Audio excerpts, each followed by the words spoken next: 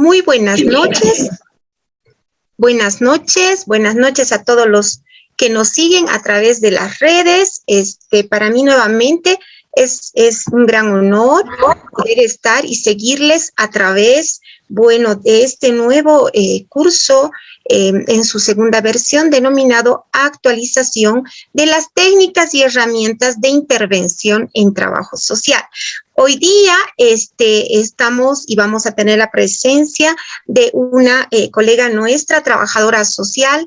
Ella es una docente de lujo que nos acompaña desde Cochabamba, a quien le vamos a dar la cordial bienvenida. Y previo a ello, yo como de costumbre, quiero agradecer a la Universidad San Francisco Javier de Chuquisaca, un abrazo grande para toda nuestra Facultad de Humanidades y Ciencias de la Educación y por supuesto a la carrera de Trabajo Social, a la cabeza de la licenciada Gloria Vilca Paniagua. Muchísimas gracias por permitirnos llevar adelante estos cursos que no tienen más que el objetivo de fortalecer nuestros conocimientos, fortalecer nuestras capacidades y para que nosotros crezcamos como futuros profesionales. Entonces, muchísimas gracias. Sin más, doy la muy cordial bienvenida a todos los estudiantes que están en sala y también a todos los que nos siguen a través del Facebook y del canal universitario el domingo a las 6 de la tarde. Muchísimas gracias, querida Daisy. Gracias por acompañarme nuevamente esta noche. Bienvenida, buenas tardes. Gracias, licenciada. Bueno, buenas tardes, licenciada. Buenas tardes a todos los presentes. Gracias por acompañarnos un día más, ¿no?, en este maravilloso evento. Como bien decía, denominado el segundo curso de actualización de técnicas e instrumentos en trabajo social, ¿no? Y en esta ocasión vamos a abordar un tema muy importante, ¿no?, para nosotros, para los estudiantes y para los profesionales, que es el tema de la tanatología. Sin más que decirles, yo les doy la más cordial bienvenida a todos los participantes. Muchas gracias. Ayer habíamos hablado del violentómetro, hoy día ya estábamos analizando y tomando algunos aspectos para que realmente empecemos a ponerlo en práctica. Ustedes ya saben, queridos todos que nos siguen a través de las redes, no solamente es llenarnos de conocimiento, sino que hay que empezar a poner en práctica, ¿verdad? Y como decíamos anoche, empezamos por nosotros mismos, a tomar conciencia de nuestras debilidades, de nuestras fortalezas para que nosotros seamos realmente trabajadores sociales de cambio y de transformación. Ya les decía hace un momentito, querida Daisy, y a todos los que nos siguen a través de las redes, que hoy tenemos una invitada de lujo. Y nos acercamos hasta Cochabamba, a la Universidad Mayor de San Simón. Por favor, Daisy, presentémosla a la licenciada Rosario González. Mi querida licenciada, muy buenas noches. Un honor contar con usted. Claro que sí, licenciada. Bueno, esta noche nos encontramos, ¿no?, como decía muy bien, con una expositora de lujo. Ella es la magíster Rosario González Torrico, quien tiene una licenciatura en trabajo social, además que tiene un diplomado en educación universitaria. Así también cuenta con un diplomado de investigación para la educación superior de la interculturalidad. Es magíster en educación superior y asimismo cuenta con una especialidad de innovación pedagógica en la docencia universitaria. Sin más preámbulo, yo le doy el micrófono a la licenciada Rosario. Recordarle, licenciada, que tiene un tiempo máximo de 1 hora. El micrófono es todo suyo, licenciada, adelante. Muchísimas gracias, mi estimada Leida, y muy amable por la invitación de la Universidad San Francisco Javier de Chuquisaca. Realmente me siento honrada yo al participar de todos los eventos que van realizando y agradecida por permitirme compartir los conocimientos que, desde la práctica profesional venimos a compartir con ustedes, y creo que es un momento de mucha importancia lo que está realizando la Universidad San Francisco Javier de Chuquisaca, porque no estamos quedando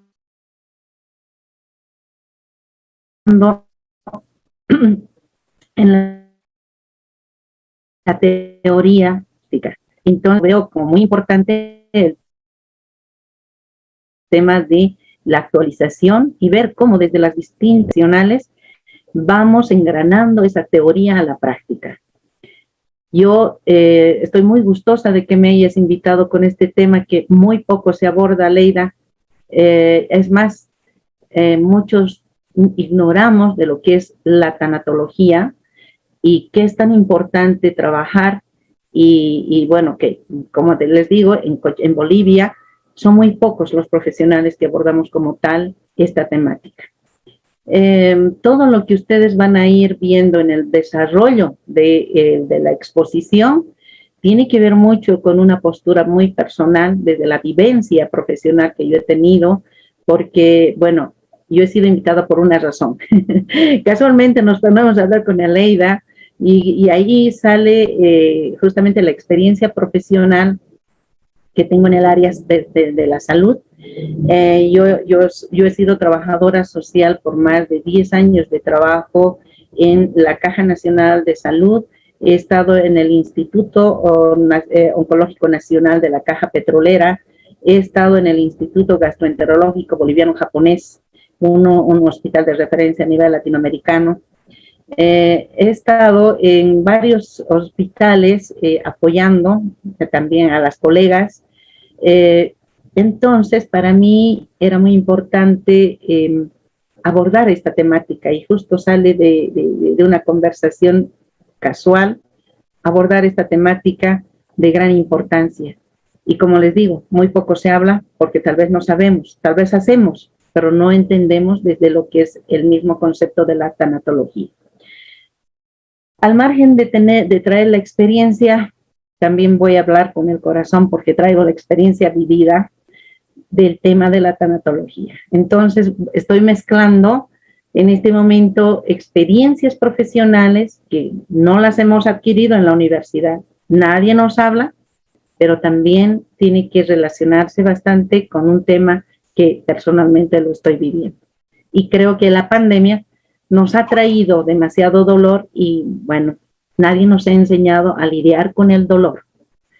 En base a ello, yo me permito introducir este tema que también está sostenido, por ejemplo, en trabajos de investigación, como por ejemplo de Lidia Cid Carrecedo, que habla de la importancia del trabajo social en la pérdida de familias, ¿no? También habla de Margarita Bravo Mariño, que aborda qué es la tanatología, que es una investigación realizada por la Universidad Nacional de México. También abordo bastante una investigación que es muy importante que tal vez los estudiantes aborden, a Elizabeth Kubler-Ross, que tiene cantidad de libros sobre la experiencia e investigaciones sobre la muerte. Y como les dije, son experiencias laborales propias y también vividas personalmente. Y bueno, voy a ir relatando historias de vida de las que yo he experimentado en los diferentes hospitales. El área de la tanatología, permítanme ubicarme con mi cámara. Está ubicada en el área de la salud. ¿Con qué tipo de intervención? La individual, familiar. ¿Cuál es el objetivo que nosotros perseguimos? Es ayudar a los enfermos en fase terminal a vivir gratamente y sin dolor y respetando sus exigencias éticas, y también ver el acompañamiento familiar. Quiero que se centren en este objetivo porque hay un error garrafal cuando hablamos del trabajador social en salud. Cuando abordamos este tema, nosotros inmediatamente nos situamos en que el trabajador social es el rebajador de cuentas. Para eso hubiera estudiado contaduría, para ser rebajadora de cuentas. Y además, o sea, tal como lo decimos, pareciéramos que estamos en un espacio de comercio donde le quita el estado, la situación humana del paciente hospitalizado. ¿Ya? O sea, nosotros no vamos a los hospitales a hacer la rebajadora de cuentas. Nosotros vamos a situarnos en un ambiente donde existe una crisis de enfermedad en muchos pacientes que requieren no solo del trabajador social, sino también de las diferentes profesiones. En este espacio profesional, nosotros vamos a promover principios básicos de lo que es el trabajo social, como es el respeto a la dignidad humana, que aborda con muchísima fuerza los derechos humanos y también el trabajo social. Por tanto, aquí hay una triangulación interesante entre lo que es la tanatología, los derechos humanos y el trabajo social, abordando con mucha fuerza el respeto a la dignidad humana. Por otro lado, un principio también que promovemos dentro del hospital es promover la calidad de vida dentro del hospital. Porque en algunos hospitales, bueno, no voy a hablar en algunos hospitales, les voy a contar que muchos pacientes sufren el síndrome hospitalario porque el hospital se convierte en una cárcel sin rejas. Y ese hospital sin rejas le quita su libertad y su autonomía al paciente. Por tanto, tenemos que nosotros ver cómo hacemos que ese paciente, ese usuario, tenga calidad de vida ahí adentro. Y la tanatología nos va a acercar a este otro principio, que es la calidad en el proceso de la muerte. La muerte digna. La muerte que para muchos es muy difícil abordar. Nadie quiere hablar, que sin embargo nos enfrentamos todos los días, como al nacimiento, nos enfrentamos todos los días a la muerte. Pero nadie está preparado para abordar la muerte como tal. ¿Qué es la tanatología y el trabajo social? Este concepto lo he mejorado de acuerdo a la experiencia que he ido viviendo yo. Es el trabajo social que se encarga de fomentar el bienestar del ser humano, de prevenir y de atender las dificultades y carencias y necesidades de las personas y familias. Aquí yo quiero hacer un antecedente, y en este antecedente quiero ver que antes la tanatología como tal estaba situada exclusivamente a atender el momento de la muerte, tal cual, ¿no? Entonces la tanatología atendía el proceso de la muerte, y este proceso de la muerte era muy frío para el paciente que se estaba yendo. Yo voy a ir contando más adelante esta situación, pero el trabajador social, por tanto, aquí tiene que buscar el bienestar, tiene que buscar la calidad de vida, tiene que atender, hacer una atención oportuna, y además tiene que buscar prevenir enfermedades.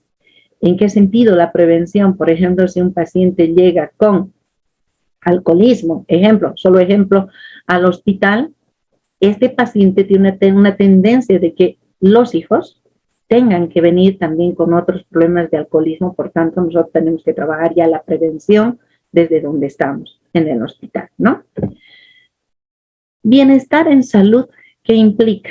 Implica buscar ese bienestar físico, buscar la tranquilidad, la felicidad, el bienestar mental que al paciente le atormenta, por ejemplo, estando en un hospital tendido en la cama, sin saber ni siquiera qué va a hacer, pensando en 10,000 cosas, su mente está trabajando más que su cuerpo. Tener una vida saludable adentro, porque puede hacer amistades adentro del hospital, buscar el bienestar social, buscar la paz interna. En la atención vamos a buscar la calidad y la calidez. La calidad en el sentido de que el paciente tenga toda la atención necesaria, oportuna desde la institución, desde los profesionales, de que al paciente no le falte, aunque le falte dinero, pero no le falte esa atención de laboratorios, radiografías, ecografías, cirugías, aún sin tener dinero. Muchas veces hemos confundido eso de que el trabajador social, como se ha mentalizado demasiado en que tiene que cobrar la cuenta del hospital, del paciente o del usuario hospitalizado, entonces se dedica a decirle que si no tiene plata no va a tener el servicio de salud. Y ahí estamos vulnerando totalmente el derecho a esta calidad de atención. Si no tiene dinero, pues aquí tenemos que nosotros buscar estrategias para ver que este paciente tenga oportunamente los laboratorios, las ecografías, etc. Y cuando hablamos de calidez, que tiene que tener una relación muy estrecha este tema con la tanatología, hablamos justamente de este abordaje humano de persona a persona. Este abordaje de que yo no soy más con un guardapolvo dentro del hospital, yo no soy más que un ser humano igual, que me puedo enfermar cualquier rato y que puedo estar tendida en esa cama, pero que me olvido muchas veces porque estoy situada desde una postura de poder, porque el poder me lo da el guardapolvo y el poder me lo da el cartón de licenciada. Entonces me he olvidado de esa calidez humana, de hacerle sentir bien a ese usuario que está en su cama, en muchos aspectos moribundo. La tanatología no, es una ciencia que va a abordar, como les dije hace un rato, es una ciencia. Si me pueden ayudar con el micrófono de González Castillo. Bien. Entonces, es una ciencia que va a abordar, bueno, antes no era considerado una ciencia, la tanatología, y como les dije, abordaba exclusivamente el momento de la muerte. Sin embargo, la tanatología ha ido siguiendo un proceso que ahora se comprende como una ciencia. O sea, es una ciencia, es una profesión muy grande que aborda ahora no solo el momento de la muerte, sino el proceso de la enfermedad, la muerte con el paciente, pero también con los familiares directos al paciente. La tanatología va a exigir la calidad, por tanto, la calidad humana de todo este equipo interdisciplinario, sean especialistas, neurólogos, sean trabajadores sociales, psicólogos, abogados, sean contadores, sea cual fuere, enfermeras, auxiliares, el equipo de limpieza, las nutricionistas, todos ellos velando la calidez humana dentro del hospital y obviamente los derechos fundamentales del paciente. La tanatología viene, y aquí vengo a mostrarles con un dibujito que estoy tratando de ilustrar, viene justamente del término thanatos, que significa muerte. Thanatos, que, bueno, desde la palabra griega, thanatos significa muerte, logos, estudio tratado, que significaría el estudio de la muerte. Thanatos era el dios de la muerte. Y según la mitología griega, Thanatos tenía un hermano que lo hacían parecer mucho a él, que le denominaban el hermano o sea, el dios del sueño. Y en esta mitología griega hacen una comparación de abordar, por ejemplo, que nosotros cada noche experimentamos pequeñas muertes.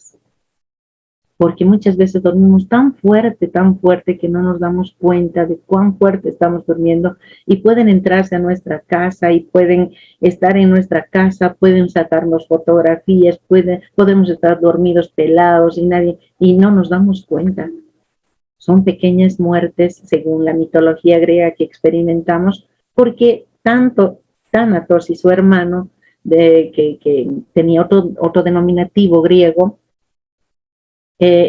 eran muy similares, entonces hacían justamente esta comparación de que el sueño son pequeñas muertes y Thanatos venía directamente a arrebatar la vida y a llevarse al cuerpo, ¿no?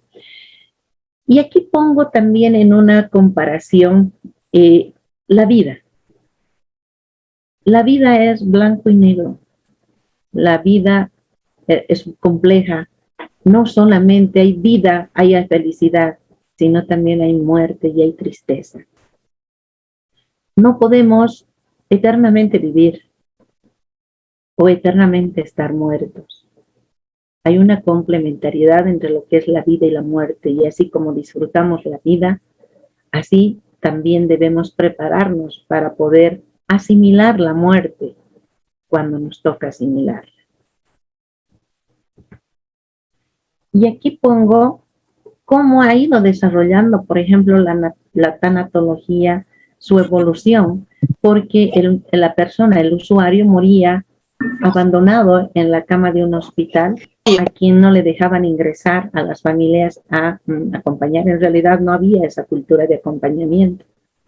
Entonces, muchas veces el paciente en todo su dolor moría abandonado, triste y tal vez queriendo manifestar muchísimas cosas.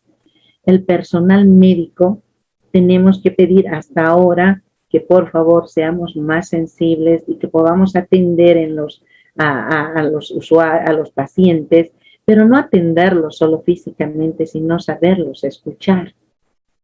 Saber explicar con términos sencillos lo que le está pasando, porque a veces les decimos en términos médicos, en términos científicos, lo que le está ocurriendo al paciente. Y el paciente, obviamente, por no quererse ver que no le entiende, acepta todo, o tal vez a veces por miedo, no cuestiona qué es lo que está queriendo decir. Porque a veces le dice, usted tiene una colicistectomía, o va a tener una colicistectomía, o tiene una colitis, etcétera, etcétera. ¿Qué será la colitis? ¿Qué será esto? ¿Qué será una cirrosis? ¿Qué será? ¿No? Entonces, el paciente tiene miedo de preguntar, porque la postura de poder y autoritarismo que se manifiesta a partir del personal de salud, porque porta un guardapolvo, hace que exista una barrera entre el paciente y el médico. Y antes era peor. Entonces el médico daba instrucciones, la enfermera atendía y la enfermera también le reñía al paciente. Entonces, a veces por miedo, ni siquiera ella pide. Si nosotros hacemos un recorrido que hasta este momento, todavía yo puedo asegurar que en muchos hospitales, en la noche, por ejemplo, llaman al timbre y nadie les responde. Y a veces en ese timbre está el último suspiro del paciente. Y las enfermeras tampoco acuden a llamar. Hay una excusa. La excusa es de que hay un poco personal de salud que atiende a tantos pacientes. Puede ser real. Pero a veces también están durmiendo y no atienden, mientras ya están partiendo al otro lado los pacientes. Las familias, por su lado, llegan, de acuerdo a la experiencia profesional que tengo, llegan al cansancio. Yo experimenté con un paciente que pedía a gritos la muerte. Decía, inyécteme algo porque yo ya quiero morirme. Dígale al médico que me ponga algo, quiero morirme. Y el paciente se salía y entraba la mujer a la oficina y me decía, yo estoy cansada, yo estoy harta, ya no le soporto a mi marido, yo no sé, pido a Dios que se vaya, que se muera de una buena vez. Estos relatos que yo les digo no son fuera de la realidad y no son exagerados. El paciente en fase terminal no tiene un tiempo exacto para morir. El paciente en fase terminal puede demorar 3 años, puede demorar 5 años. Su proceso puede ser lento o en su caso puede ser muy rápido. Pero si es muy lento el proceso hacia la muerte, la familia se cansa, queda agotados económicamente, no tienen dinero, por tanto muchas veces hay una tendencia a abandonar al paciente en el hospital. Entonces, ¿qué pasa con el paciente? El paciente se queda abandonado, triste, solo, pidiendo a gritos que venga pronto la muerte. He tenido también casos en que, por ejemplo, hijos que han abandonado en el hospital y que ni siquiera al momento de la muerte han venido a recoger a sus parientes, a sus padres, y los han dejado así para que vayan a una fosa común. Entonces el paciente no puede quedar en la morgue bastante tiempo y por tanto, pasados los 15, 20 días de estar formalizado el paciente, se le despacha a una fosa común y eso se encarga directamente personal encargado de trasladar a los cadáveres al cementerio. Y después recién aparecen los familiares a reclamar por el paciente cuando ya están enterrados. Pero cuando durante casi más de un mes ni siquiera los han venido han venido a visitarle, han venido a ver cómo estaba. Por tanto, su muerte, esa fase terminal del paciente, ha sido en completo estado de abandono. Y aquí tengo un caso que relatar, que lo he escrito por estar muy impactada, y como les dije al principio, yo he sido una persona que ha entrado al hospital sin esa previa preparación, tal vez con una concepción errada de las que he mencionado, ¿no? La trabajadora social tiene que rebajar la cuenta, bueno, ya, y listo, no, mentira. Ha habido una autopreparación en mi persona porque en mi caso, siquiera desde el relato que yo les estoy realizando en este momento, ocurría que yo no sabía cómo responder a este paciente moribundo, a estas familias que estaban en crisis, y tuve que prepararme. Tuve que leer bastantes cosas al margen de todo lo que yo he leído en la universidad, pero tuve que abordar otros temas como, por ejemplo, el Reiki. Tuve que abordar el tema de energías, o sea, cómo manejar la energía positiva. Tenía que aprender a manejar, por ejemplo, terapias alternativas, la musicoterapia. Tenía que aprender a manejar la terapia del perdón. Y aquí vengo con el caso a relatar justamente después de esta autopreparación, porque yo quedaba impactada. Justamente aquí que yo cambio los nombres, pero en síntesis yo voy a ir relatando que este paciente, por ejemplo, tenía cáncer, ¿dónde? En la nariz. Y el cirujano le extirpó la nariz, quedó sin nariz. Primer impacto para la población, primero para la familia y para la población, el ver a un paciente sin nariz. O sea, la gente no quería acercarse a él. Pero el hecho solo de extirpar la nariz no queda ahí la enfermedad prosigue, continúa. Solo es un proceso para determinar que paremos o tratemos de parar por un tiempo, pero la enfermedad cuando ya ha hecho metástasis, cuando ya ha generado una enfermedad ya con mucho arraigo en los huesos, en los órganos, eso continúa. Entonces este paciente fue empeorando y fue deteriorando su salud terriblemente. Tenía un solo hijo y este hijo tuvo que abandonarle porque el señor entró en un estado de putrefacción en vida. Como él tenía bajos recursos económicos, él tenía que trasladarse al hospital en una movilidad, en un micro o en un minibús, pero el momento en que el paciente subía al minibús, la gente automáticamente bajaba de la movilidad porque el olor era insoportable. Pero ¿qué ocurría cuando llegaba al hospital? Cuando llegaba al hospital, el paciente entraba y habían los residentes que atendían. O sea, no era el médico directamente, sino que el residente atendía el caso y habían algunos encargados del paciente que les decía, no entres, ahí quédate en la puerta, yo voy a venir. Entonces el médico tenía que ponerse muchísimos barbijos, pero el médico relataba que aunque se ponía demasiados barbijos en la nariz, igual el olor de la putrefacción impregnaba todos los barbijos y ella seguía sintiendo este olor nauseabundo que el paciente estaba generando por la putrefacción que tenía.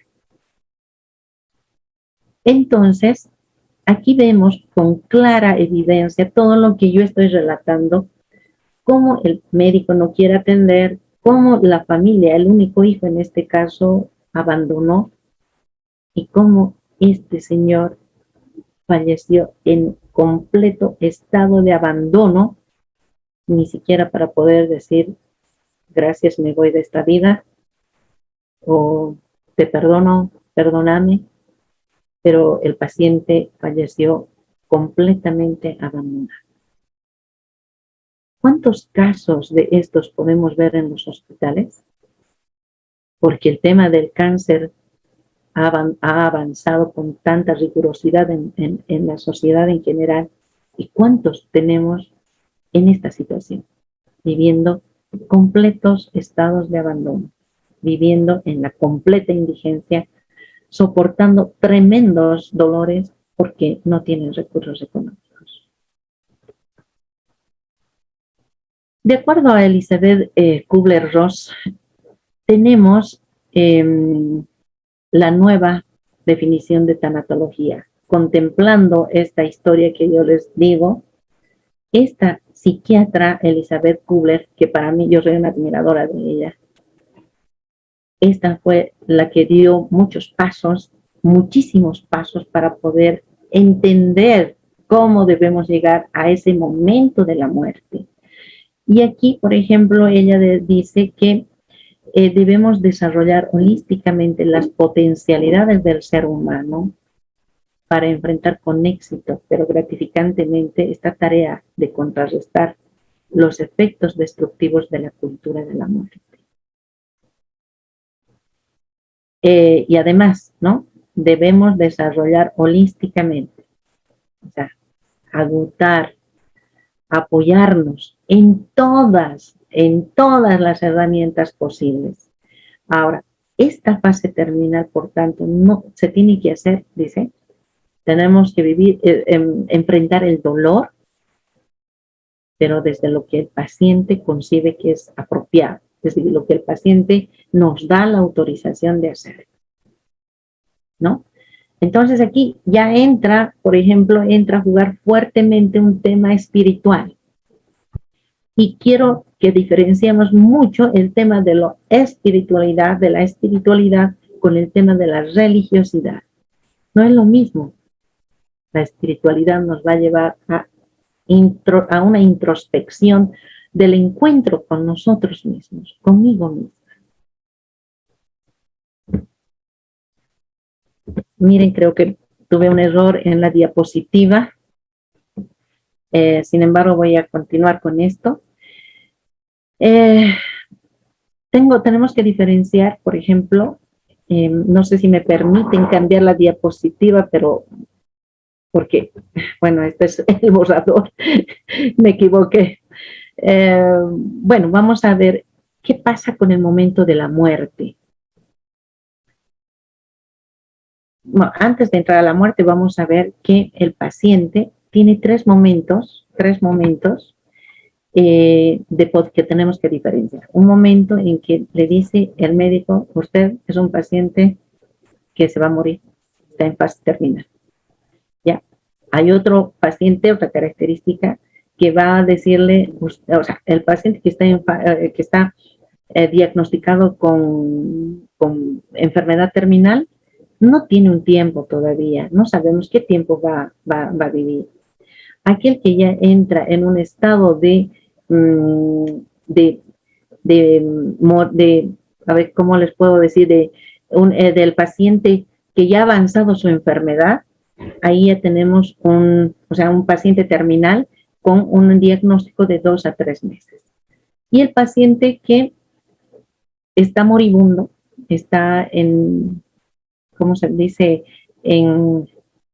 Agonizando, en agonía, que puede vivir entre 2 a 3 días, una semana, en cualquier momento se va. En ese sentido, vamos a ver qué pasa con el cuerpo cuando estamos en esa fase de agonía, de querernos ir. En esa fase de agonía se siente muchísimo miedo, hay muchísima ansiedad, hay una conciencia de lo que ocurre con su cuerpo. Y bueno, hay algo también que, por ejemplo, el paciente en esa fase necesita que alguien vaya apoyando, vaya escuchándole. Y hay algunas familias, por ejemplo, han entendido que es necesario llevar a algún sacerdote para que pueda escucharle. Pero, a ver, eso era antes también, ¿no? Ahora, por ejemplo, ¿por qué decíamos que el sacerdote vaya a escucharle? Porque no había quien le escuche. En cambio, en este momento lo que hacemos, por ejemplo, es estar al lado del paciente, escuchando, dándole calidad, estando mencionando, estoy aquí para lo que tú necesites, estoy aquí para lo que tú requieras de mí, para que lo que tú quieras contarme, para que yo te pueda apoyar. Estoy aquí, ¿no? Entonces, el paciente ya no se siente tanta necesidad de que no está abandonado y que puede morir en armonía, en paz.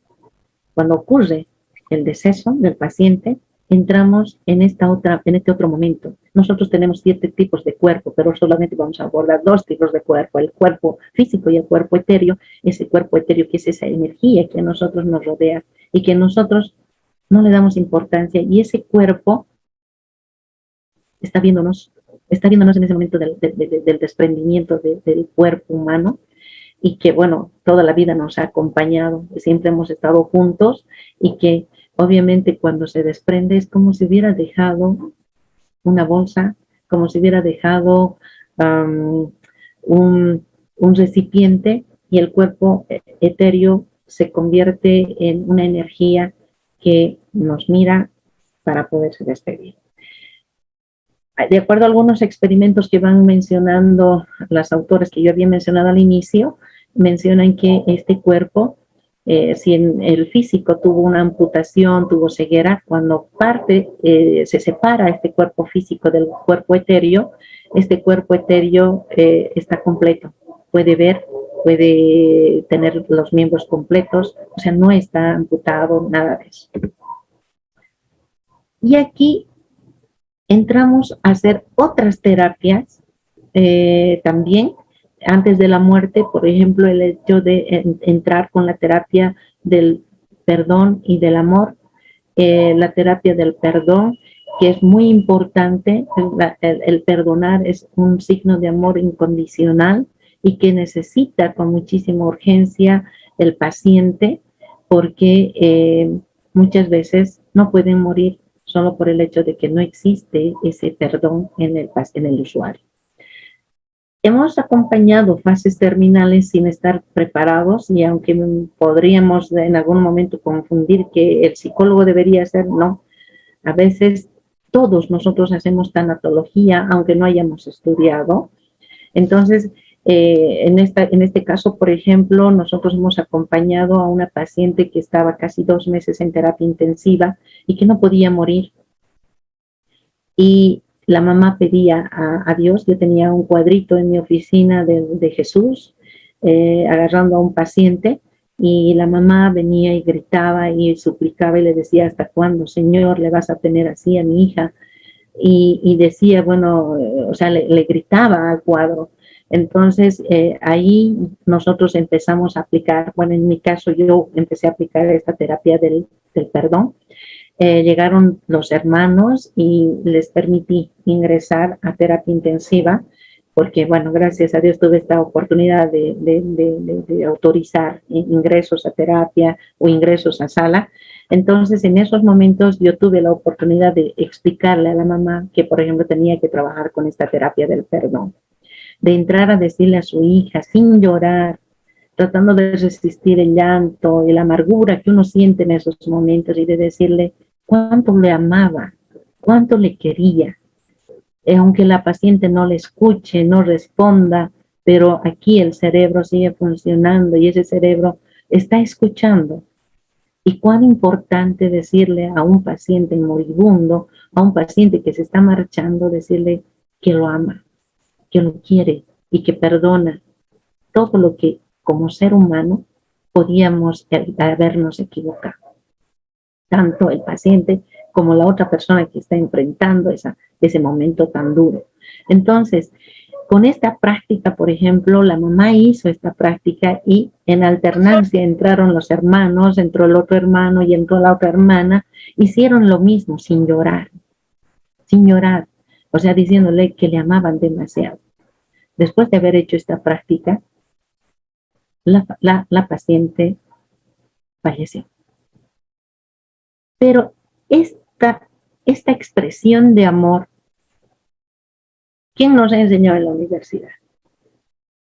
Esta expresión de amor y de perdón en este siglo XXI nadie nos ha enseñado y no nos enseñan. Nos enseñan, vengate, hay que tener rencor, agarra las patadas, andas esto, todo lo contrario. Cuando ese amor y ese perdón no solo le está beneficiando al paciente que se está yendo, sino me está beneficiando en liberarme también a mí. Y ese amor y ese perdón de decir, no te debo nada, ni me debes nada. Estamos en paz, por tanto marcha, anda, camina hacia esa luz, hacia ese túnel, ese puente que muchos pacientes han manifestado que han pasado. Aquí puse otros términos como el encuentro con Jesús y el encuentro con la Virgen, porque yo desde la experiencia misma les estoy contando, no sé si tengo todavía tiempo. ¿Estoy todavía en tiempo, Aleida? Querida licenciada, sí, tenemos todavía tiempo, no todo el tiempo que usted necesite, por favor, porque realmente nos está nutriendo. Muchas gracias, Aleida.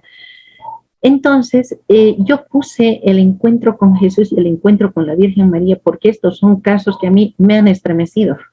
Por ejemplo, el encuentro con Jesús de una paciente que estaba en una sala donde estaba acompañada de otra paciente y obviamente estaba en una fase terminal y esta paciente empezaba a incomodarse en la sala de noche, en plena buena madrugada, llamó al timbre, no escuchó ni respondió la enfermera ni el médico de turno, volvió a llamar y la paciente del frente que estaba en la misma sala se levantó, fue a su cama y le dijo, ¿qué le pasa? Está delicada, requiere algo, quiere algo que yo haga por usted. Mire, la otra paciente estaba haciendo acciones de tanatología con la paciente que se iba a morir. No tenía ninguna preparación, por eso les digo que la tanatología es una forma de vivir la calidad humana. Entonces ahí la paciente le dijo, me duele mucho, me duele bastante, quiere que le traiga algo, y la paciente enferma, agonizante, solo pidió un poco de agua. Entonces ella se puso a dormir nuevamente. La paciente que le estaba asistiendo se fue a su cama, pasó media hora y volvió la paciente a moverse en la cama y la paciente que no podía dormir, que estaba mejor obviamente, fue a su lado, al lecho de su vecina y le dijo, nuevamente le duele, voy a ir al médico a buscarle para traer medicamento.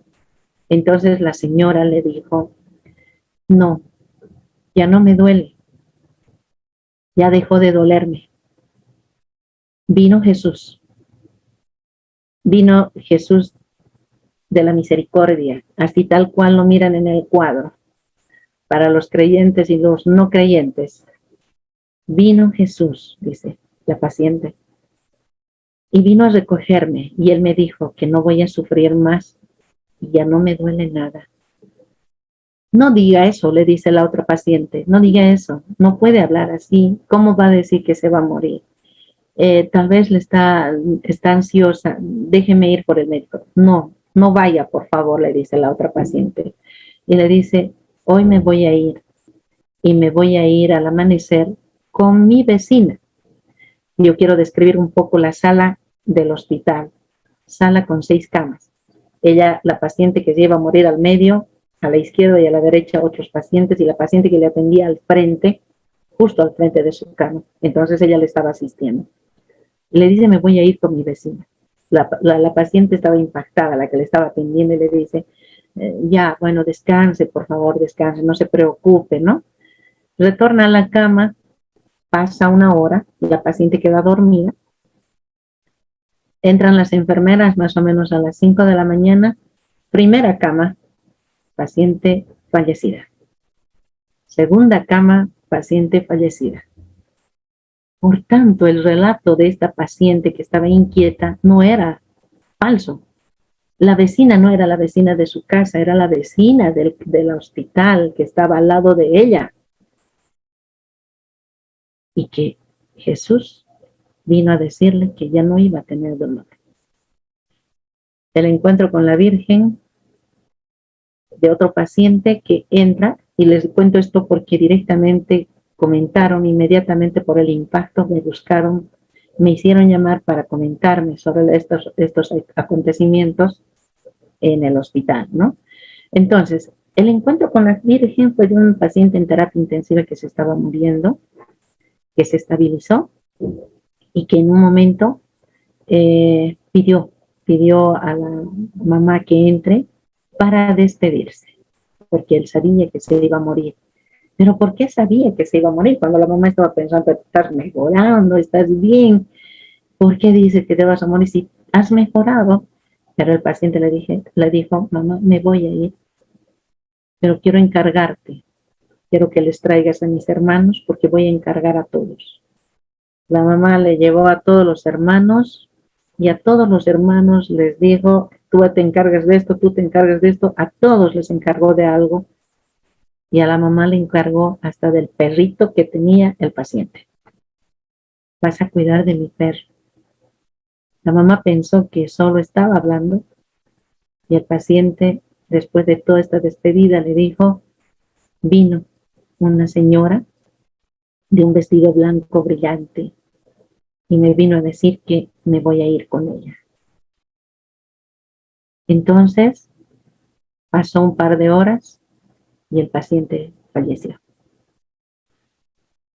Y nos damos cuenta cómo estamos guiados o estamos permanentemente con guías espirituales, porque hay muchos relatos de algunos pacientes que nos dicen que se ha encontrado con su mamá, que se ha encontrado con su papá, que se ha encontrado con uno y con otro pariente que ya se fue y que le está esperando y que tiene que pasar el puente y que tiene que pasar el túnel.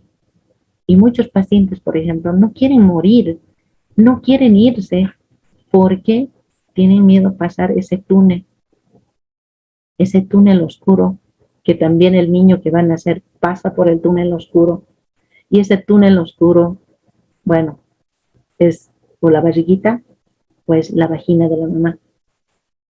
Pero el niño para nacer tiene que pasar por ese túnel para encontrar, ¿qué? La vida. Pero como no somos eternos, tenemos que marchar, entonces tenemos que pasar nuevamente por otro túnel oscuro. ¿Pero para qué nuevamente? Para encontrar también la vida. Para fusionarnos a esa energía que es Dios, que es el universo para otros, que es el cosmos para otros. Pero es esa energía grande, esa energía positiva, esa energía que es luz y que nosotros al morir nos encontramos y vamos a un mundo donde no existe ese dolor. No lo digo yo, lo dicen los pacientes, lo dicen los que antes de partir lo mencionaron. Algo importante que debemos trabajar en esto es el apego. Muchas veces gritamos, sufrimos, lloramos y obviamente no estamos preparados para enfrentar el tema de la muerte. Y ahí estamos sufriendo por ese apego que a veces es enfermizo, porque ese apego lo manifestamos en todos los momentos de nuestra vida, cuando no dejamos y no aceptamos una ruptura sentimental, cuando nos han robado la platita y seguimos llorando por la billetera vacía, cuando se fue un pariente y le seguimos llorando, aunque hayan pasado 10 años, cuando murió alguien y no aceptamos que se haya ido y le maldecimos a Dios y le maldecimos al médico y le maldecimos a medio mundo, porque no aceptamos por ese apego material que tenemos con las cosas, con los objetos, con las personas. Y esos apegos son enfermizos. Desde esa terapia del perdón y del amor, nosotros tenemos que permitir el fluir, el andar, el marchar. Porque ¿qué haría un cuerpo sin la muerte? Un cuerpo que, por la experiencia de los pacientes, estaría permanentemente sufriendo. Si no tiene enfermedad, por vejez. Y si no es enfermedad, si no es vejez, por estar enfermos, por estar cansados por la vida que ha llevado. Entonces, ese amor incondicional que tenemos con el otro, tiene que permitirnos ese desapego, ese soltar, ese fluir de esa otra persona. El apego tiene que ver mucho con el duelo. El duelo, dependiendo cómo lo vamos a llevar. A veces lloramos y lloramos y lloramos y lloramos. Y seguimos llorando cuando debemos tal vez ver la vida de otra manera. Tengo el duelo, hay un proceso que se tiene que seguir hasta superar. No es de la noche a la mañana. Yo también lo estoy viviendo eso. Hay momentos en que me pongo a llorar, porque es natural llorar. Es saludable llorar, pero hay un momento en que tenemos que decir resignación y por amor te dejo ir, por amor te dejo marchar, y ese duelo va a quedar siempre como un vacío, pero va a ser superado y compensado por esos recuerdos tan gratos, tan lindos que podíamos haber tenido con la persona. Y aquí viene a engranar el tema también de la calidad de vida, que tiene mucho que ver. No busquemos la calidad de la muerte, nada más, sino fundamentalmente esa calidad de vida. ¿Qué va a pasar durante toda la vida? No esperemos morir o estar en el lecho de la cama para vivir. Vivamos cada instante como si fuera el último momento.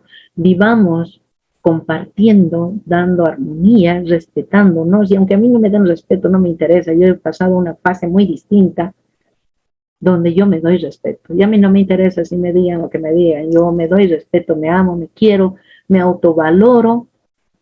Y eso es fundamental para que desde esa autovaloración y esta autoarmonía que ha encontrado mi cuerpo, yo pueda fluir con armonía, con amor, con respeto al otro.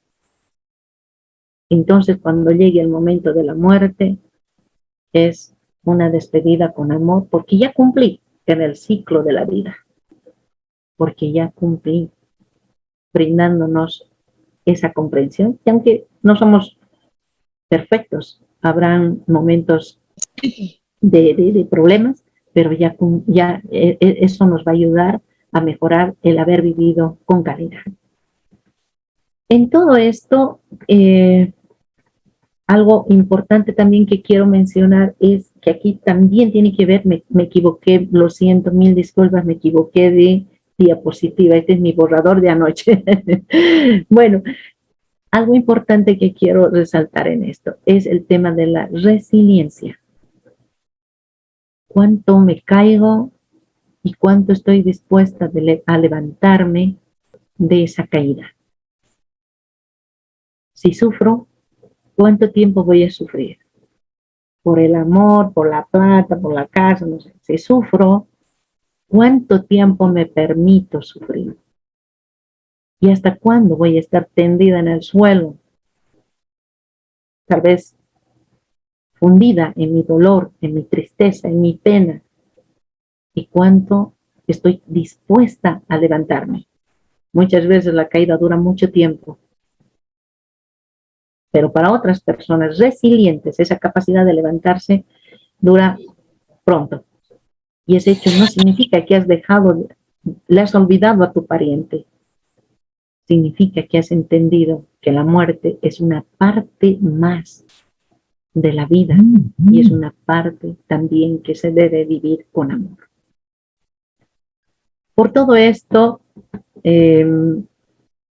me pidieron que yo hable de la herramienta, de la tanatología como herramienta, pero para mí, desde la experiencia que yo tengo, son diferentes momentos y son diferentes procesos, métodos y procesos que se aplican para poder dar calidad, dar bienestar, dar atención, dar apoyo, dar seguimiento, dar acompañamiento.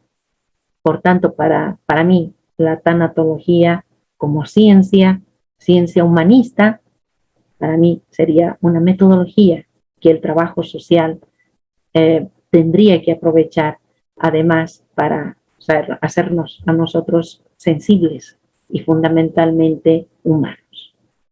Muchas gracias. Espero que les haya servido esta ponencia.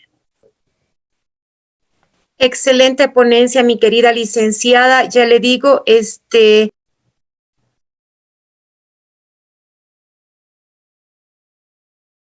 Estamos con el micro apagado.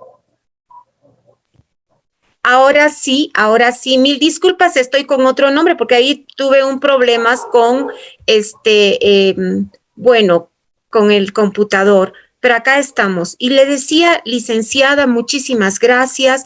Hemos tenido 2 noches muy, muy especiales y esta muy profunda en el sentido de la labor que nosotros nos toca desempeñar como trabajadores sociales y que para cada espacio o para cada área de intervención tenemos las herramientas necesarias, solamente que tenemos que aprender, buscarlas y aplicarlas sobre todo. Algo que usted decía al principio, realmente unir esto, ¿no? Que es la teoría, ya lo sabemos, pero tampoco lo hemos aprendido en la academia, por decirle algo así. En este momento sí, ahora para el momento sí, pero que nos va a tocar esto, ponerlo en práctica. Mi querida licenciada, yo le quedo realmente agradecida, me deja así con muchas preguntas, muchos cuestionamientos, pero que nosotros como trabajadores sociales siempre debemos estar actualizándonos para poder hacer nuestra intervención mucho mejor,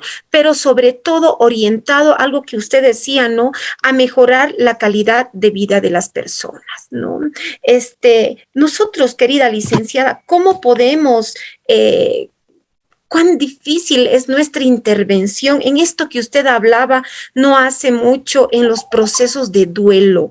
¿Cómo podríamos nosotros poder intervenir realmente y ayudar sobre todo a estas personas que están pasando por esta etapa de proceso de duelo, mi querida licenciada? Bueno, tenemos dos momentos. Uno es con el paciente y otro es con la familia.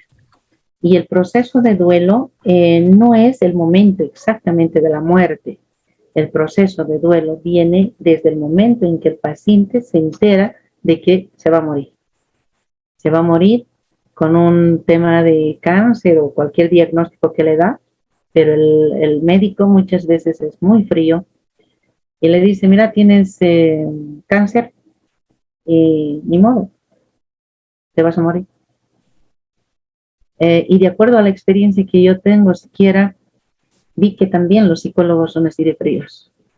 Entonces le decía, mira, te vas a morir y lo que tendrías que hacer es, si tienes casa, si tienes auto, ya, dale nomás a tu esposa y ya que esto se solucione y así no vas a tener preocupaciones.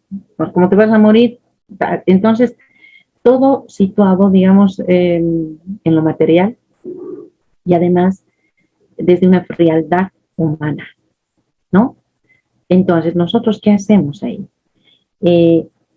Abordamos el tema, pero abordamos con esa paciencia, ese amor, ese hacerle entender que estamos todos en ese camino y que, bueno, en ese momento le tocó a él o a ella y que con seguridad nosotros vamos a caminar por el mismo rumbo y que tenemos que tener paciencia, amor, y que este paciente, por ejemplo, se tiene que empezar a hacer una introspección para encontrarse con él mismo, para decir, ¿qué falló? Si en esta vida falló algo, ¿qué tiene que mejorar? Si ha peleado con su mujer eternamente, que estos años que le queda, que viva calidad. Si nunca le habló a su papá por estar abandonado, que le perdone. Entonces nosotros entramos en esa fase de decir, dejemos sin deuda esta vida. Y a la familia, acompañemos como es este acompañamiento en terapia intensiva de esta paciente. Entonces la familia no tiene que decirle, no quiero que te mueras, me vas a dejar roto el corazón. Entonces hay un compromiso del paciente de seguir exigiéndose a vivir, cuando tenemos que decirle, estoy contigo, aquí, hasta cuando tú quieras. Yo voy a estar aquí porque te amo, te quiero. Entonces la familia tiene que entender eso para que le vaya a replicar al paciente. ¿Qué ha ocurrido en muchos casos? El paciente sabe, se entera que se va a morir y el familiar se entera que se va a morir y lo primero que hace es ir con su tampo y un papel blanco y en muchos casos he intervenido cuando la enfermera me llama, están haciéndole poner su huella digital al paciente inmediatamente, estar presentes ahí, o sea, ayúdenle a morir con calidad, dígale que le ama, no venga por sus bienes. Si en algún momento va a hablar de eso, van a hablar como familia, pero creo que este momento su papá o su mamá necesita sentir su amor, su cariño. Entonces, miren cómo nosotros estamos ahí para ver estos niveles, al nivel individual, nivel familiar, este apoyo, pero este apoyo con amor a ese usuario que se está muriendo. Mi querida licenciada, qué linda reflexión y qué linda exposición. Realmente tenemos diferentes preguntas, bueno, de todos los que nos están siguiendo. Un saludo cordial a todos los que nos acompañan a través de las redes. Muchísimas gracias por estar acá presentes y muchas gracias además a todos por permitirnos llevar adelante y tratar estas temáticas muy importantes para nuestra formación. Vamos a ceder la palabra a María Belén y luego veo la mano, levantada de Gledy. María Belén, ¿cómo está? Buenas noches. Adelante usted. Muy buenas noches, licenciada Leida, y muy buenas noches a la licenciada Rosario. Bueno, primeramente agradecerle, ¿no?, por compartirnos de sus experiencias. Bueno, la pregunta es la siguiente. En el área de salud, cuando un paciente sufre de una enfermedad terminal, en la mayoría de las veces tiende a perder las ganas de seguir viviendo, por lo que llega a solicitar la eutanasia, un aspecto que en nuestro país no está legalizado. ¿Cómo actúa el trabajador social ante esta situación, con esta nueva metodología de la tanatología? ¿Actúa solo o con ayuda de otras disciplinas? Siempre va a actuar de una manera interdisciplinaria, ¿ya? O sea, nosotros vamos a abordar de manera holística el tema de la salud y del paciente. Vamos a abordar incluyéndole, digamos, al médico que no le da la atención debida. Vamos a tratar de que el médico le explique con palabras sencillas al paciente, le dé calidad. Nosotros vamos a abordar con el médico, con la enfermera, con todo este equipo. Vamos a abordar de que somos el ojo para que demos calidad. A ver, si alguien le está tratando mal al paciente, bueno, no podemos permitir que le trate mal. Entonces estamos ahí, o sea, nadie le puede decir, mire, usted se está quejando demasiado. Es el único que se queja. Hay algunas enfermeras que dicen eso, usted es el único que se queja. Deje de hablar, deje de gritar, deje de llamar. Entonces nosotros no estamos ahí para decirle que tiene que ser atendido, porque el paciente no está llamando por chinchorro, está llamando por dolor.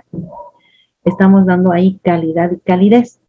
Ahora, la pregunta es si la eutanasia, en este momento no está permitida la eutanasia en nuestro país.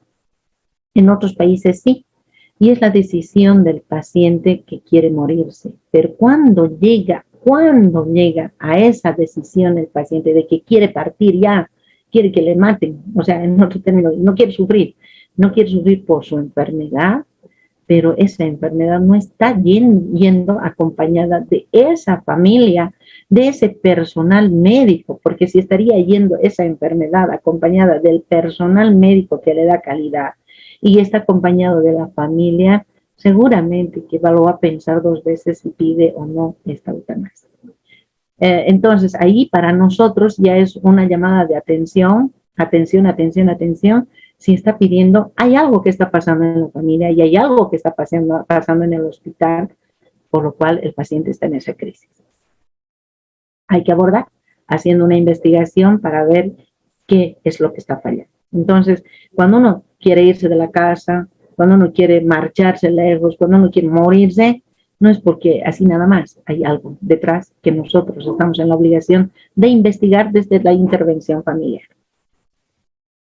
Y ahí retomamos dos aspectos muy importantes para los trabajadores sociales, la investigación y la intervención como tal. Y que nosotros cuando intervenimos no podemos para nada y ni por nada del mundo alejarnos de todo lo que es la investigación. Y miren, cuán lindo lo que usted dice, querida licenciada, porque también yo creo que a la par de trabajar este tema de proceso de duelo, de la tanatología, de ver estas herramientas con la familia y de manera individual, también tenemos que atender este otro grupo, yo lo diría así, de profesionales, del personal de salud como tal, ¿verdad? Porque a veces trabajamos con la familia, con las personas y demás, pero la calidad y calidez de atención en los servicios de salud quedan abajo, no generalizo, pero a veces he visto mucho personal de salud que de una u otra manera, ya no nos volvemos salimos de ese marco de lo humano, ¿no? O sea, entonces atendemos más fríamente. No estoy diciendo que tenemos que ponernos a llorar al lado del paciente, ¿no? Y obviamente que como trabajadores sociales debemos manejar nuestras emociones y nuestros sentimientos, ¿verdad? Pero tampoco debemos ser aquellas personas crudas y frías y bueno, ¿no? Entonces, también nos toca trabajar con este grupo, mi querida licenciada. Así es. El hecho es el buscar calidad y calidez, fundamentalmente, el saber escuchar, porque a veces también el saber acompañar, porque a veces no necesitamos hablar nada, solo estar acompañando ahí, porque el paciente está como perdido, como que no se entiende, como abandonado y llorando. Nadie me mira. Nadie está conmigo, mi familia me abandonó y nosotros estamos ahí, tal vez unos 10 minutos, ¿no? Diciéndole, estoy acá. Y tal vez nosotros somos ese ángel, aunque no somos ángeles, pero tal vez esa persona destinada para ayudarla a partir con calidad, ¿no? Estoy acá para lo que tú quieras, no estás solo. Tal vez yo soy la elegida que te va a acompañar, ¿no? Entonces, ese solo estar allí hace la gran diferencia. Nosotros no somos, tal vez, no tenemos que estar llorando para nada, porque estamos diciendo que damos calidez, pero fortaleza, fuerza, respeto, es lo que tiene que primar. Y porque si yo me pongo a llorar ahí, con seguridad el paciente se muere rápido también. Entonces tenemos que ver esto de equilibrar nuestras emociones, que es fundamental para tener el control con el paciente en fase terminal. Muchas gracias, mi querida licenciada. Damos paso a a la pregunta de Gledy. Antes, en el chat, bueno, mire, muchas felicidades. Muy buenas noches, licenciada. Voy a solamente agarrar algunas. Mi pregunta es, ¿cómo una adolescente puede afrontar el duelo? Ya que a esa edad pasa por muchos cambios. Me parece interesante la pregunta. Cedemos la palabra a Gledy, mi querida licenciada Rosario, y luego podemos responder a esta otra del chat. Adelante, Gledy, por favor. Muy buenas noches, querida licenciada Leida, y muy buenas noches, licenciada Rosario. Bueno, primeramente agradecerle, ¿no? Y por compartir toda su experiencia a través de ejemplos de lo que viene a ser la terapia del perdón y del amor. Creo que ha sido muy enriquecedor estas experiencias, pues a partir de ellas hemos llegado a comprender cuán importante es la intervención del profesional en trabajo social, ¿no?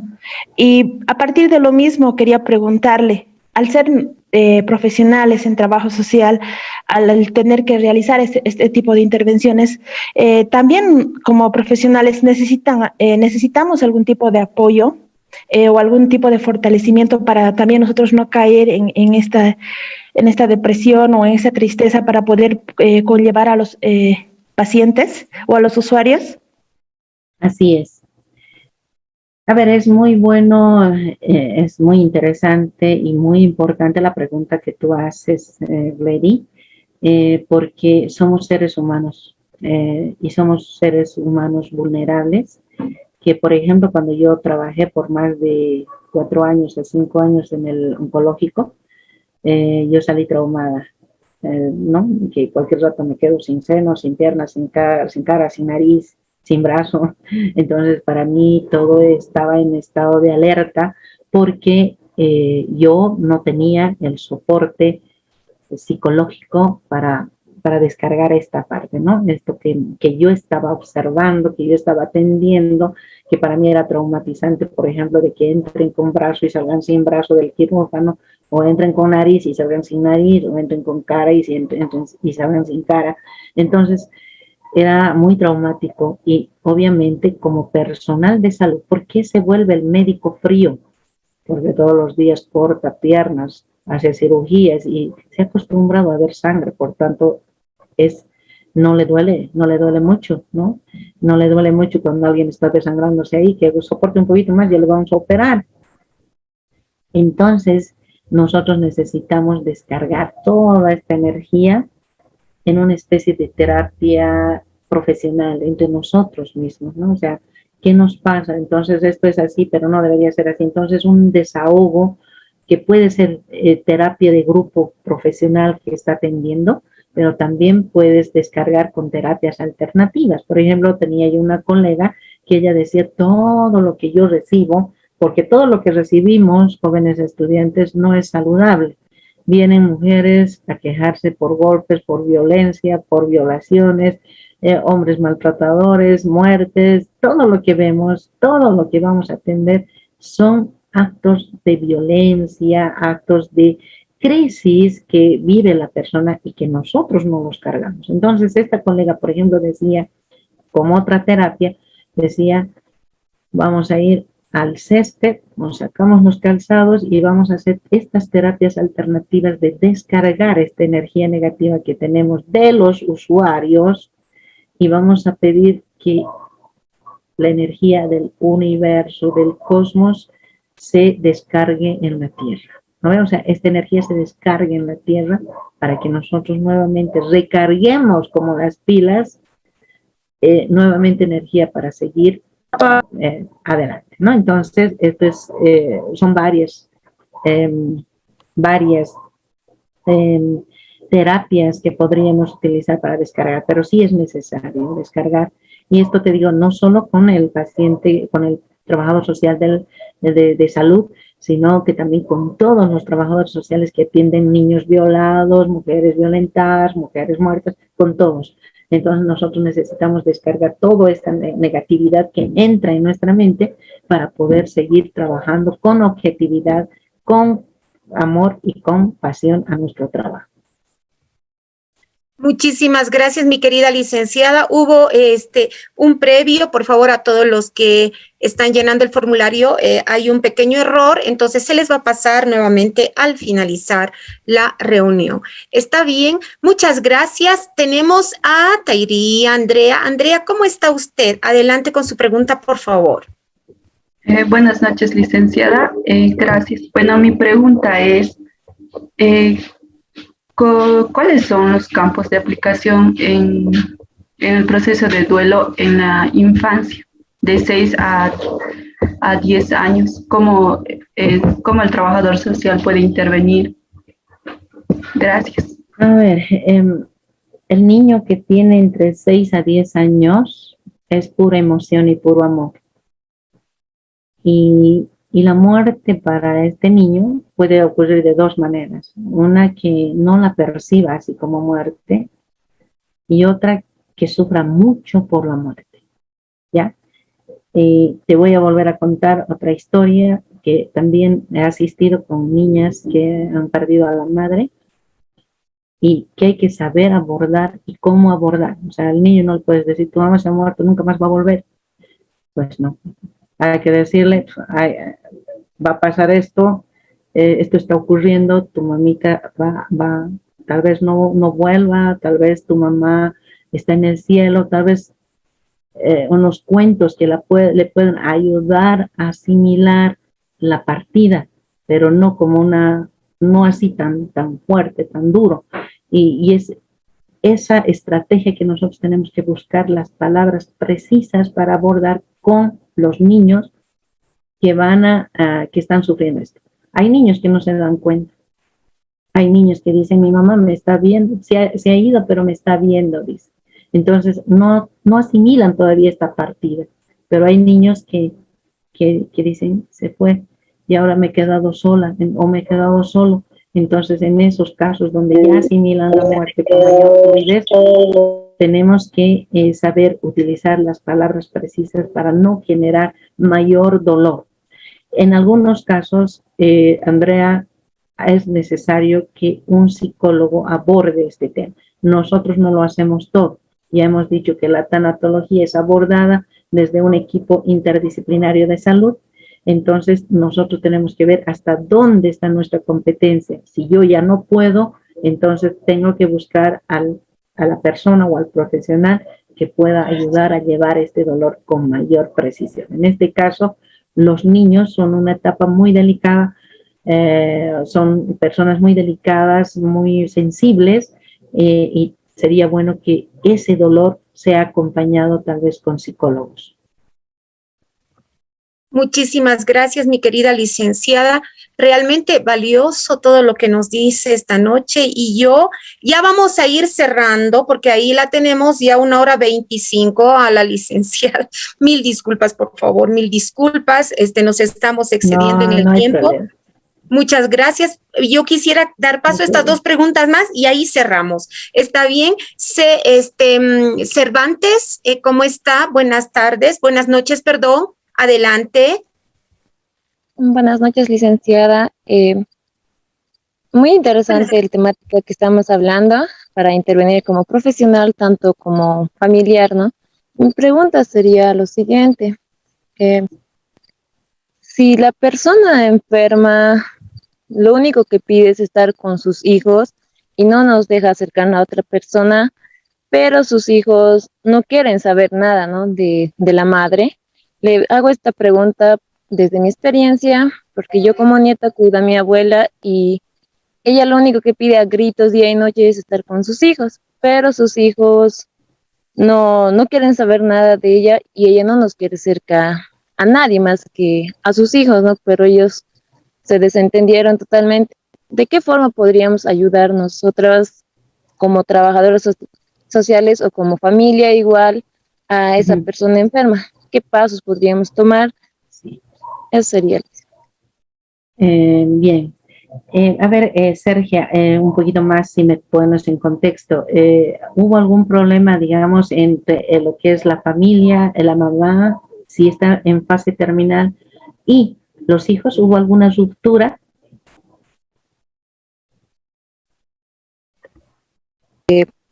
Sí, desde hace años ya los hijos se desentienden de la madre y ya como nosotros como nietos, como su única hija que le cuida es mi madre, nosotros ya le llamamos a los hijos.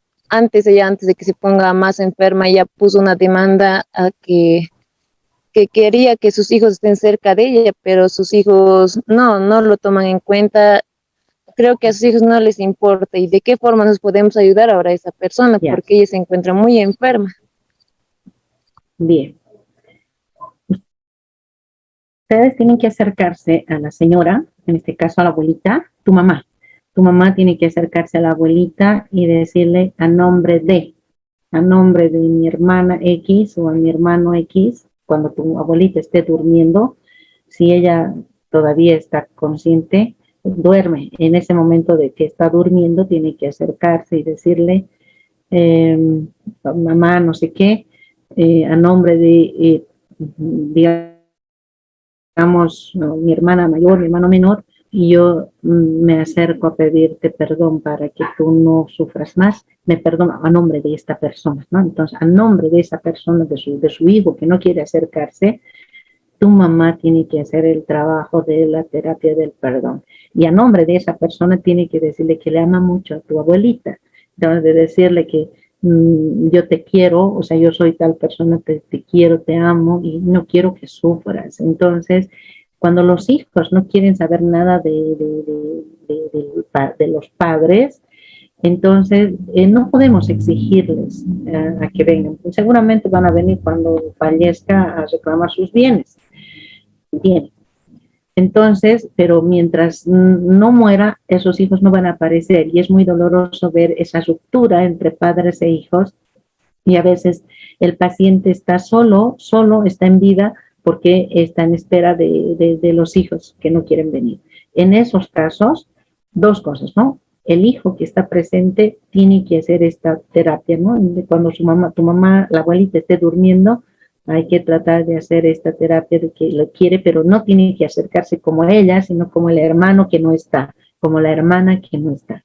Y la otra parte es llevarle tal vez a un guía espiritual, en este caso, por ejemplo, un sacerdote o en lo que tal vez en lo que crean desde la concepción ética de la paciente, ¿no? Entonces, tiene que acercarse con una persona que le pueda ayudar a partir. En este caso puede ser tu mamá, un elemento fundamental, pero también puede haber un sacerdote que le ayude a pedir ese perdón y tu abuelita pueda marchar.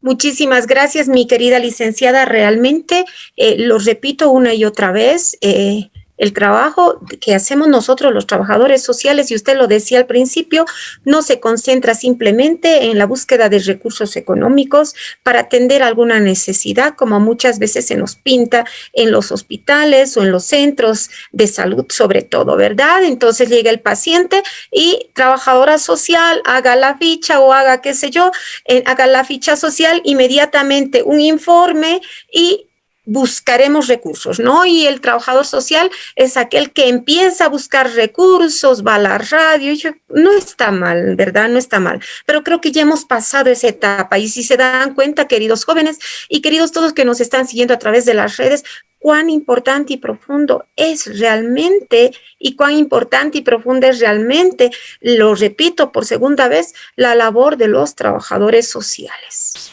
¿No? Esto sí es realmente importante.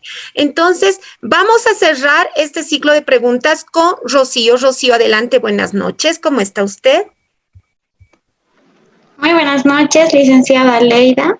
Buenas noches, licenciada Rosario. Muy buenas noches a todos los compañeros que están en sala. Muy interesante este tema que ya hace unas semanas atrás igual estábamos conversando y viendo. Y bueno, mi pregunta va más que todo como un comentario, ¿no? Y también, ¿cómo hacemos nosotros como estudiantes que aún todavía, sobre mi experiencia, por ejemplo, estoy en la modalidad de internado y estoy haciendo mi internado en el Juzgado de Niñez y Adolescencia del Tribunal de Justicia, aquí en Sucre. Entonces, muchas veces yo creo que también pasamos este tema del duelo en nuestras, cuando vemos los diferentes casos que se van dando, ¿verdad? Y mucho más en temática de niñez, que a mí realmente muchas veces sí me ha afectado, o sea, me ha llegado a afectar, ¿no? Entonces, mi pregunta era más o menos cómo vamos pasando o ir superando, ¿no?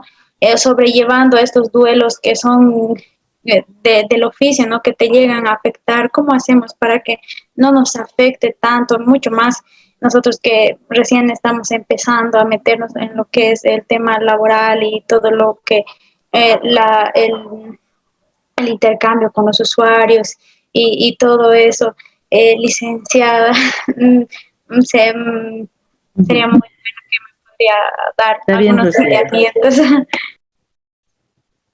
A ver, no eres tú la única que ha llorado con los usuarios.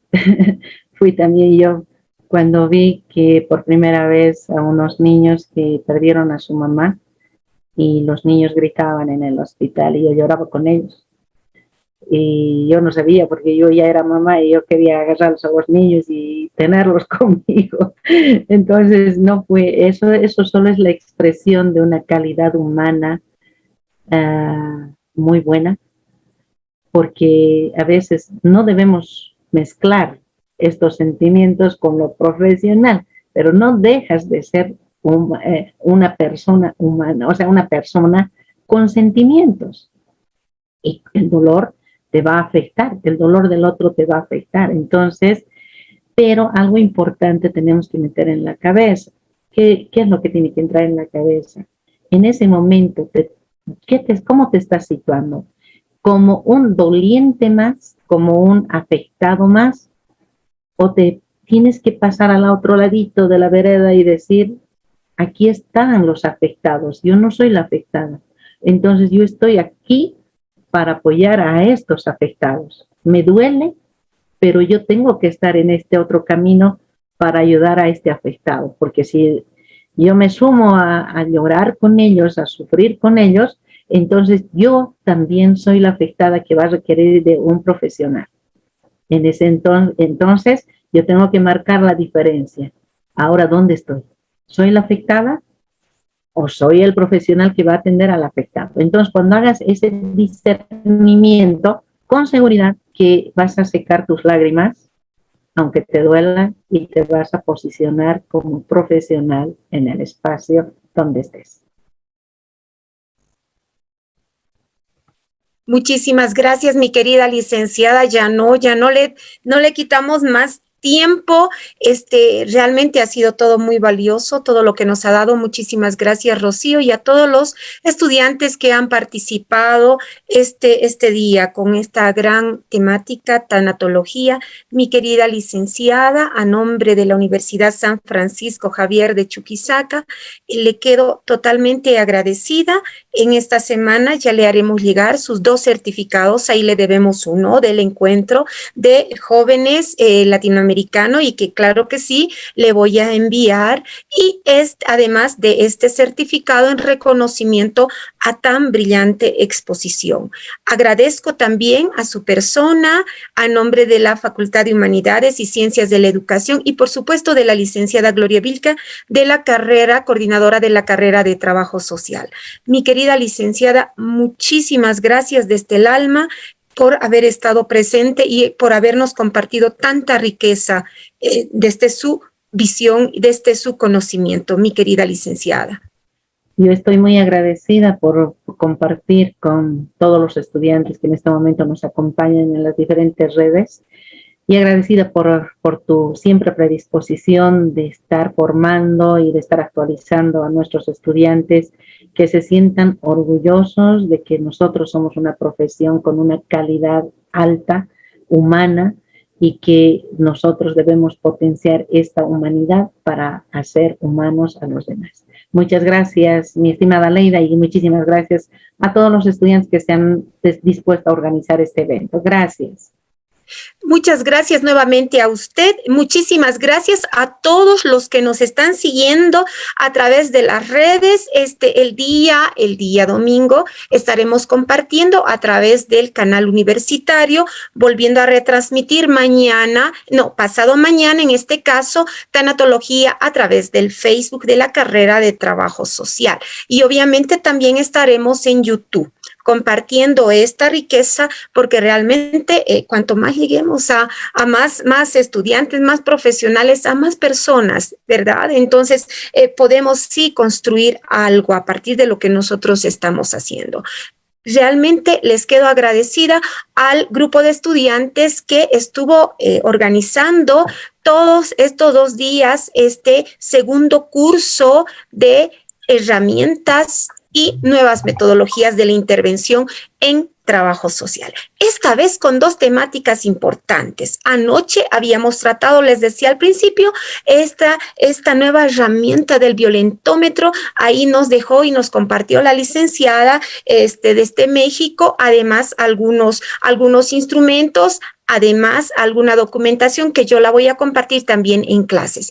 Y hoy día tenemos la brillante participación desde la Universidad de Cochabamba, Universidad Mayor de San Simón, a nuestra nuestra querida licenciada Rosario. Muchísimas gracias nuevamente. Gracias a todos por dejarme siempre estar con estas ideas encaminadas a la formación. Solo es un pequeño granito de arena para que todos nosotros vayamos cada vez creciendo y aprendiendo mucho más de estos profesionales que gentilmente y con todo el amor del mundo se brindan y están ahí presentes para compartir todo el maravilloso conocimiento que tienen con todos ustedes. Entonces, les agradecemos nuevamente desde el alma y un agradecimiento especial al licenciado, a nuestro querido vicerrector Peter Campos. Además, agradezco a nuestra decana, y ya lo decía hace un momento, a la coordinadora de la carrera de Trabajo Social. Me despido, muchísimas gracias. Ya estaremos el día sábado siguiendo nuestro ciclo conversatorio internacional. Muchísimas gracias nuevamente, mi querida licenciada, la queremos así de grande. Muchísimas gracias a todos los que nos siguen a través de las redes. Muy buenas noches, muchas bendiciones para todos. Permiso. Hasta pronto.